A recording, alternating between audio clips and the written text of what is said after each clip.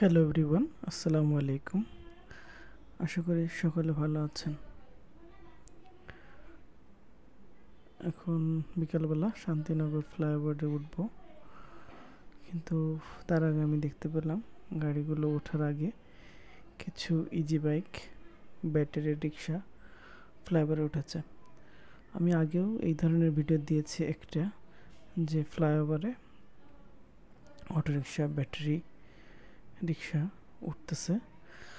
তো একসময় দেখা যাবে এগুলো উঠতে উঠতে ওদের অভ্যাসে পরিণত হয়ে যাবে, তখন আর নিয়ম করেও তখন আর আটকানো যাবে না। তাই যেহেতু এখনও কম আছে, তাই উচিত এখন থেকেই ওদেরকে সতর্ক করা এবং ফ্লাইওভারে উঠতে না দেওয়া।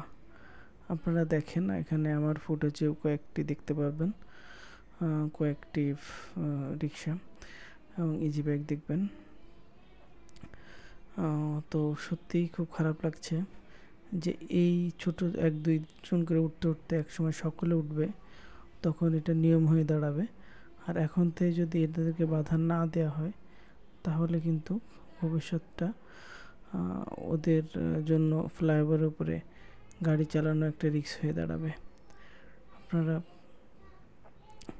যে যার জায়গা থেকে সচেতন করবেন এবং ট্রাফিক বিভাগের যাদের দায়িত্ব রয়েছে, দেখেন এই যে একটা ইজি বাইক, তারা এই ব্যাপারে খেয়াল রাখবেন।